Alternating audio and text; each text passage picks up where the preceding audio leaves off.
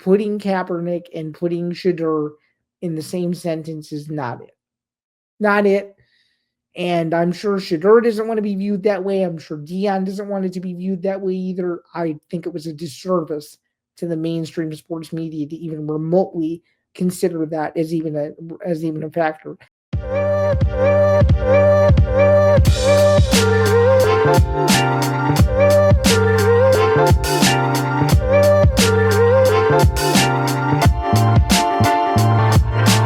Welcome back. It's been a really long time. It's been about a month. My name is Zain Bando. It's good to see all of you guys today.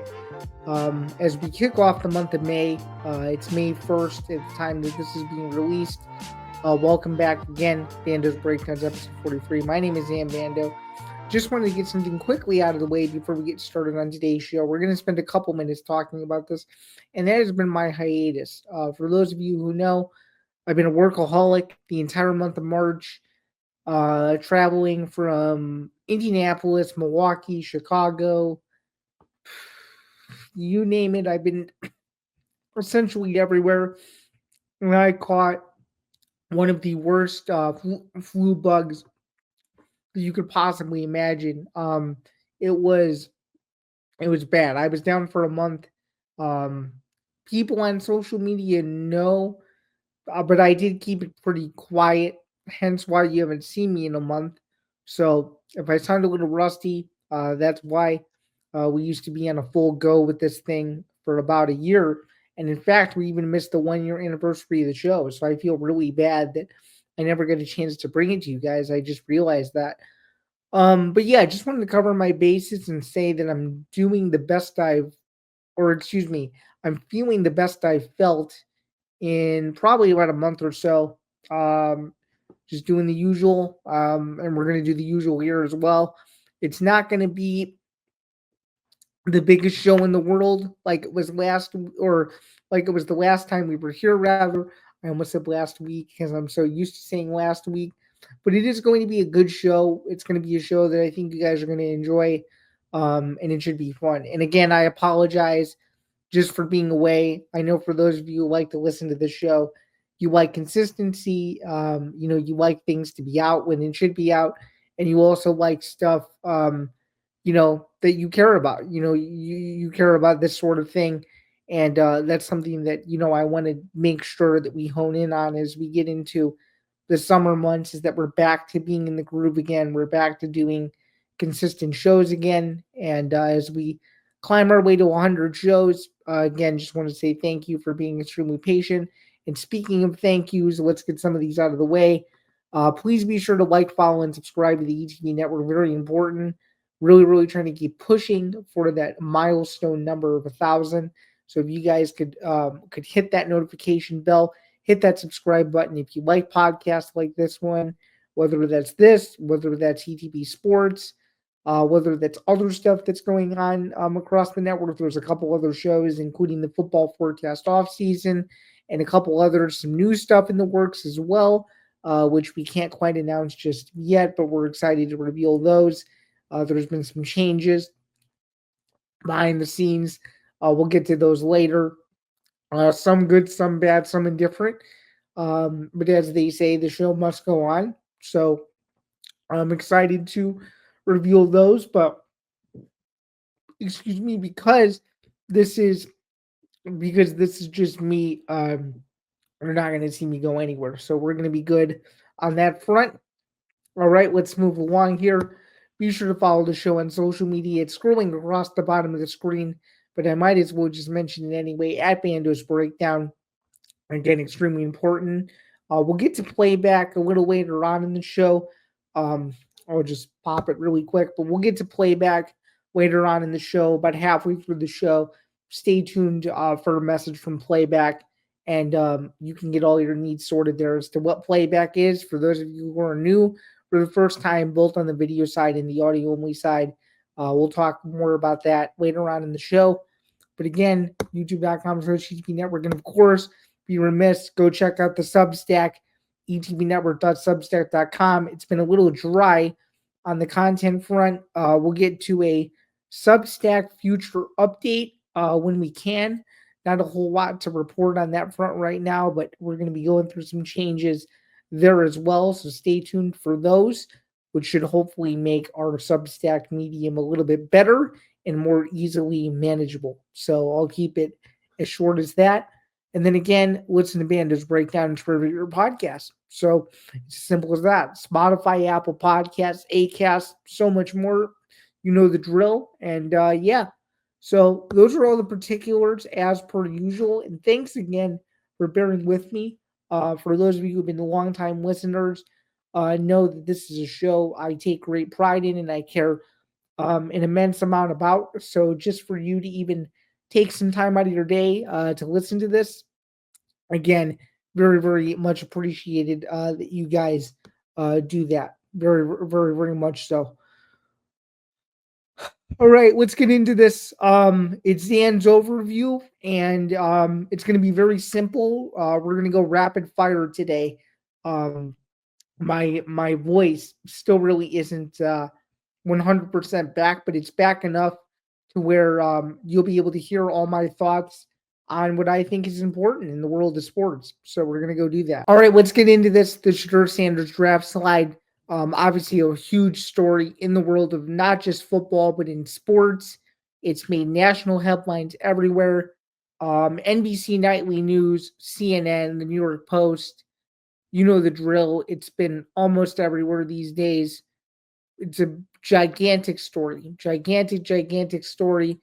And it's still being talked about. Will he work out in Cleveland? Will he not work out? Some are even speculating, without naming too many names, that the Browns could part ways with Shedeur Sanders, which I think is very, very interesting. Um, all I can really say is this is a disappointment on all fronts. Disappointment on the NFL, or excuse me, disappointment from the NFL rather. Disappointment from the Sanders camp, disappointment from Deion Sanders, more specifically. Tons of people are coming out now in just emphatic fashion to just destroy him.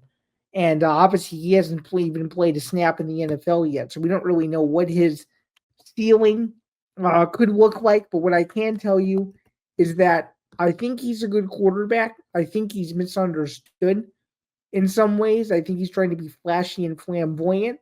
And for some people, that isn't good enough. For other people, they think it's egotistical. For some people, they think, you know, um, he's not fit to be an NFL quarterback. And I think that's the most interesting thing about this is we don't really know what Shedeur Sanders' ceiling is going to be, or or his um or his potential could be. We don't know. He needs to, he needs more reps. He obviously needs more time in the system. He's got a bunch of quarterbacks that he's going to be competing against, and we all know the Browns need a quarterback in the worst way. I mean, they were one of the worst teams in football last year, so they needed a boost. And again, all the interviews, all that stuff, very, very compelling, interesting. Seems like a lot of teams were disappointed in him, rightfully so. I just don't think they're used to the brand, man. Be legendary, I guess. But we'll see. I mean, really, the greatest storybook fairy tale ending to this whole thing is if he gets the last laugh and he becomes the quarterback that people believe he can be. That would be the most interesting part about this. And I think that's something that people are failing to reconcile with is the fact that that is a legitimate possibility given where he currently is in his career and how much time he still has left in the league, regardless of if it's on the Browns or not. So I just wanted to keep this very simple and say that I think everyone keeps jumping to too many conclusions. We don't really know what the ceiling of this guy is yet. We know he's a good quarterback. We just don't know if he's a good leader. And I think that's something that I think people are failing to reconcile with is the fact that maybe he's a good leader and maybe he just hasn't had time to show it yet. I think that's something to bear in mind as well. just looking ahead and whatnot. So very, very important that I mentioned that. Let's get into the NBA and NHL playoffs. Haven't really talked about this a whole lot. Honestly, I'm just gonna be blunt. I've been very out of touch with the postseason, but I guess let's go through it. I don't know why. I think I've just been so focused on football and other stuff that let's just go through it. So, um, obviously the Knicks have a chance to close out the Pistons. Um, by the time this is being recorded, the Lakers, the Lakers and or Warriors could be eliminated. Same with, excuse me, um, going into tonight, when this is dropping, the Nuggets are playing the Clippers, so that should be interesting as well. And then, of course, there's a bunch of to be determined. There should be some exciting stuff, though. Overall, let's take a look just as to what has occurred going forward. So the Cavaliers swept the Heat. That was easy. Celtics won in 5 games. The Pacers beat the Bucks. The Thunder swept Memphis, and then of course the series I just mentioned are still in progress, which should be exciting. And I am going to say that my prediction for the NBA Finals is still in tune. I have the Celtics going all the way. They're going to lose. They're going to lose to the Thunder, I think, but still, my NBA Finals prediction is looking great. So I just wanted to briefly mention that as well. And for the hockey playoffs, they've been interesting. People are already trolling the Toronto Maple Leafs, saying they might blow the series. Should be interesting. Yeah, I mean, I think the hockey playoffs for the most part have been fun. I think there's not enough blue bloods. Hockey isn't what it used to be, in my humble opinion. Hockey just isn't what it was. Just no brand teams. I mean, look at the NHL playoffs right now. And this isn't to be critical, but like Canadians Capitals, like to be frank, I don't really care. Same with Panthers Lightning. Edmonton LA has been a good series. St. Louis and the Winnipeg Jets, that's turned on its head. Carolina won over the Devils. Obviously, the Vegas Golden Knights have a chance to close out Minnesota, which should be interesting. That's in a couple days. And obviously, things are going to change by next week. If you can't tell, I'm not entirely thrilled with this postseason. There's no Boston, no Pittsburgh. I can't get up for it in the same way that I used to. I mean, even looking at this bracket, come on, man. Dallas and Colorado, that's good, but Toronto, Ottawa, um, I mean, that's been interesting. Um, shit. The Maple Leafs might blow this thing. You know what I mean? It's 3-0, and the Senators have won the last two. Toronto, this could be another one of these epic collapses, and they play tonight when this is dropping in the next couple hours. So Toronto could easily blow this series, which would be something else. And that would get people excited again, I think, just about the playoffs in general, if they were able to blow. There's a bunch of 3-2s right now. All these series could change, but again, just no brand teams. Nothing to get me excited, man. Like no Pittsburgh, no Boston, no Chicago, no Detroit. Like, give me something to be excited. Like, I don't know if it's me or my arrogance or what, or my lack of just following of hockey these days, but it's not what it used to be.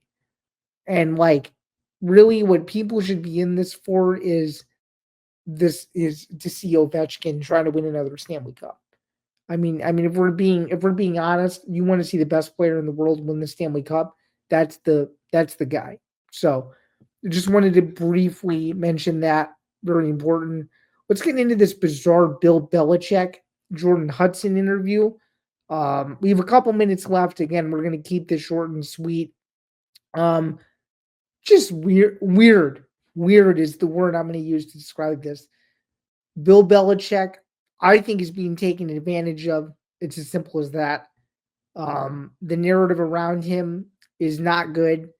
What's coming out about him now and about UNC and about their worrisome of him is bad, to say the least. It's not good. It's painting him in a bad light. It's painting him in a bad light. Um, and what's even worse, what's even worse about it is, I just feel like the whole thing is handled wrong. The age difference, her budgering into the CBS Sunday Morning interview, um, her Instagram, like him not even admitting that he uses his Instagram, like her just controlling everything is just, it's making him look bad. I think he's the biggest whole thing. I think he's being exploited. I think there's some financial incentive here. Not to get too into the weeds with that, but I think there's something going on related to money. I really do. I think she wants to get famous off him, and this is her way of doing so. And now she has all this federal attention. So I think it's brutal. I think if I was UNC, I would consider cutting ties. I mean, it's clear he's not himself. That interview was weird. Interview didn't make sense. Um, I just think the whole thing was a whacked out situation. Entire thing. Whole thing was whacked out. She made herself look bad. He now looks bad for the wrong reasons when he should be promoting a book that he's proud of. And to not even mention Robert Kraft in the book, according to what he said, is again just weird. Like the fallout of the whole Patriots era is weird. Like just the entire thing is weird. The entire thing is weird, and I think people are going to be looking at him differently if more comes out that he's involved in a bunch of this stuff. So I don't know what's going on. All I know is that this was weird. It came off bad on TV. This thing's not ending anytime soon. And I think both of these two are going to be scapegoated for a while. So keep it short and sweet here. Just briefly, Dana White revealed at the UFC Kansas City post-fight presser that there will more than likely not be stadium shows in the United States for the UFC, which is disappointing but understandable. As someone who's going to UFC Des Moines this weekend, which is in an arena, I like arena shows too. I've never been to a stadium UFC, but it looks interesting. I don't really think they need stadiums. I mean, I think they sell out enough and they make enough money to where it's just not warranted. They don't need it. They already have enough of a fan base to where they can build off of the arena-based shows. And I think it's whatever he wants to do. I think WrestleMania, that was a unique event. The WWE has a different business model than the UFC does, and I think it's as simple as just making the decision that's best for the company. And I think you need the right fight. That's the key. You need the right fight to build this out. You need the right fight to ensure that um the fans will come to the stadium to buy tickets. And it makes all the sense in the world. And he's worried about weather. And in Las Vegas, it can get really hot. There's no reason to be fighting outside in what feels like a desert. So he has all the reason in the world to be very defensive about not holding a stadium show. So I don't blame him. I think you need to do it with the right fight at the right place at the right time and get all the ducks in a row. And I think a fight like a Jones fight, McGregor fight, something of that sort at Allegiant Stadium makes a lot of sense. So even at Jury's World too. I mean, I think you need to have the right fight in order to get people in the seats. And we're a couple weeks away, about 2 months out, International Fight Week. Still no main event, UFC 317. We know the drill. What the hell's going on with it? I got nothing. I got absolutely nothing. I don't know what they're going to do. I don't know what's going on. I'm praying to God, kind of, that it's a fight that people are excited about. Whether it's somehow Jones Aspinall, they get it done within the next couple of days, or it's Deportia Islam. Although I've heard from some people just within the industry that kind of know what they're talking about, that fight may just be up in smoke for Ankalaev. I mean, there really isn't a lot of options. Simple as that. Simple as that. When you don't have a lot of options, that's not good. That's not good at all. So hopefully they can get something done. But again, the fights I just laid out right there, that's really all you can do. That's all you can do. And I wish I had more energy because I would go on a Jones Aspinall rant, but stay tuned for that as more develops, I guess. And we'll go from there. Okay, just wanted to briefly mention that we're going to go into a quick timeout to hear a message from our sponsor, Playback, and everything that they're about. So stay tuned, and we will be back rather shortly in just a couple of seconds. Just wanted to give a quick timeout in the middle of the show to remind you guys that Bando's Breakdowns is presented by Playback. I teased it a little bit earlier that there was an announcement coming, and sure enough, without further ado, here we go. Presented by Playback, watching sports is more fun with others, but we spend too much of our time watching alone. Playback is a virtual space where communities can stream live sports together with everyone perfectly synced up. Creators can hop on stage, deliver their own play-by-play analysis and commentary, and invite viewers up for Q&A. Playback makes watching sports fully interactive and a social experience. From playing fantasy sports, repping your favorite players and teams, and watching with the commentators and communities you care about. Win or lose, sports are best enjoyed together. Join our community by going to playback.tv/ETV Network to find out more, including our live stream schedule. And with that, we can get back to the show. All right, continuing forward from hearing about a message regarding Playback and what they do for the network, we're going to move on now briefly. UFC Kansas City recap, main event, Ian Gary, Carlos Prates, a good fight. Ian Gary wins by decision. Huge fight. He already knows what's next. He has a 3-fight plan, and one of them is potentially spoiling the party of the Jack Della Maddalena Bilal Muhammad fight that's taking place in Canada next week as the backup fighter if either of those two were to fall out, either for an interim championship if it's Bilal or a title fight, undisputed title fight if it were to be JDM. So he's excited about that. Let's go through and talk about my record overall because we haven't done this. Did pretty well, 9-5 this past week. We've done well the last few weeks on UFC. Overall record is 102, 68-1 for the year, which is a phenomenal record and a phenomenal clip because at this time last year I was really struggling. I was getting out of the below 500 gutter. Now we've really made some headway and we're getting consistent above 500 numbers every week. We're looking to do the same thing this Saturday with the UFC Des Moines fight. So let's move on to that. I will be there, UFC Des Moines. It's the first event in Iowa in over 2 decades. Looking forward to it. The main event is a big one. It's a huge one in the bantamweight division. Corey Sandhagen taking on former 2-time flyweight champion Davison Figueiredo in a 5-rounder. Should be a good one. Both of these guys are at a crossroads.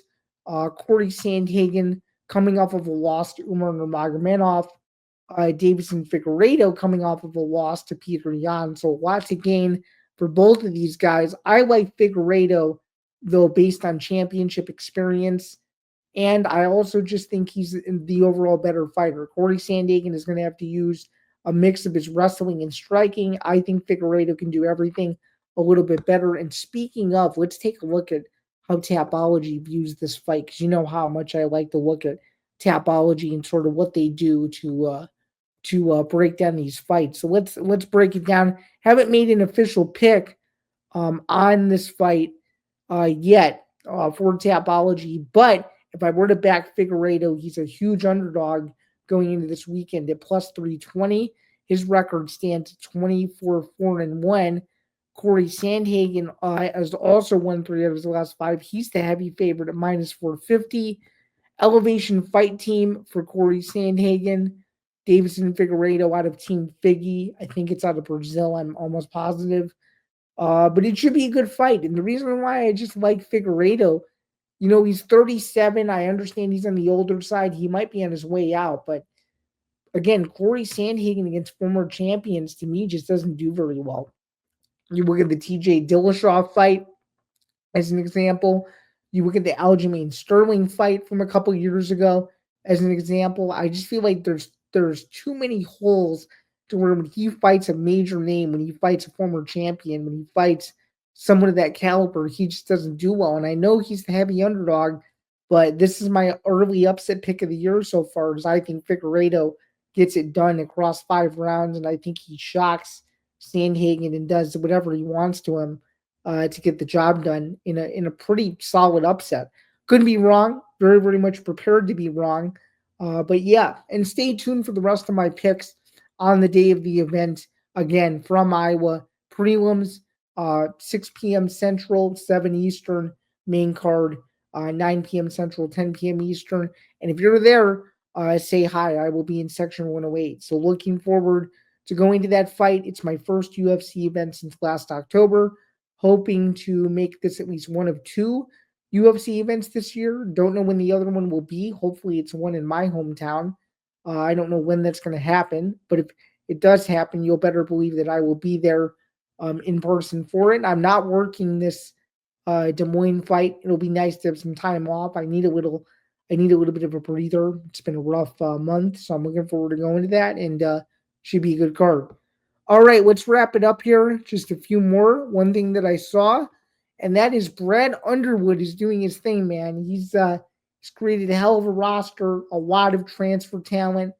Stofojevic being the latest one. Him changing his profile picture to look like a gangster is awesome. They've made shirts out of it. They've done a bunch of things. It's all good stuff. All plain old fun. And I think Underwood deserves every bit of praise that he's currently getting. So looking forward to seeing what Illinois can do later on this going into this upcoming year. A lot of exciting announcements for who they're going to play within the Big Ten. We'll get into those later on, and probably some short videos about it, as well as me going deeper into that Alabama game at the United Center. I think I'm going to be seeing a lot of Illinois basketball this year, given where the locations of most of these games are going to be, and it should be fun. It should be a great season ahead for the Illinois basketball program. And finally, Zain Zinger, not too fired up about it. Just want to say one thing. I think Stephen A. Smith had this whole rant totally backwards. He focused on trying to paint a narrative that he felt would fit whatever his agenda was, instead of really looking at the situation black and white, which I think Bomani Jones did a phenomenal job of doing. Nothing to do with Kaepernick, I don't think it had anything to do with marginalization, anything like that.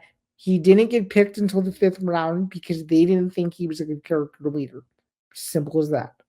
And that's all I'll say about it. People can come after me, people can do whatever they want, but I think putting Kaepernick and putting Shedeur in the same sentence is not it. Not it. And I'm sure Shedeur doesn't want to be viewed that way. I'm sure Dion doesn't want it to be viewed that way either. I think it was a disservice to the mainstream sports media to even remotely consider that as even a factor. The reason why he didn't go until as late as he did is because people think that he has a character issue. It's as simple as that. All right. No errors today, so super chill. And again, thanks so much for tuning in. This has been episode 43. My name is Zain Bando. Again, super, super, super appreciative that you guys came in to hang out with me today.